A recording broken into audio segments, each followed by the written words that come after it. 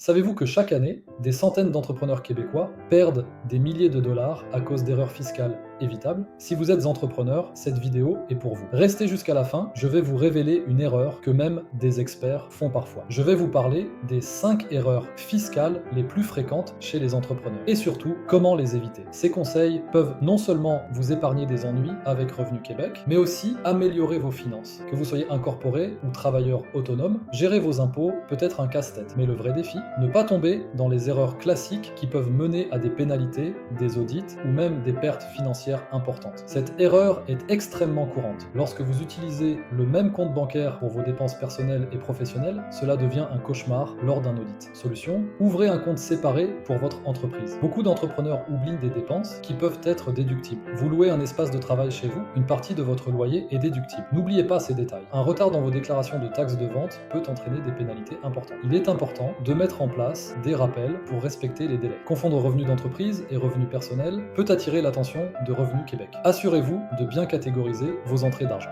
Beaucoup dépensent sans penser à l'impôt qu'ils devront payer à la fin de l'année. Mettez de côté une partie de vos revenus chaque mois pour éviter les mauvaises surprises. Voici l'erreur que je vois souvent. Essayez de tout gérer seul. Les impôts, ce n'est pas votre métier, c'est le mien. Consultez un expert. Cela peut faire toute la différence entre payer trop ou juste ce qu'il faut. Maintenant que vous connaissez ces erreurs, à vous de jouer. Si cette vidéo vous a été utile, n'oubliez pas de mettre un pouce, partager et vous abonner à ma chaîne. Et si vous avez des questions, laissez-les en commentaire. À très bientôt pour d'autres conseils fiscaux pour entrepreneurs du Québec.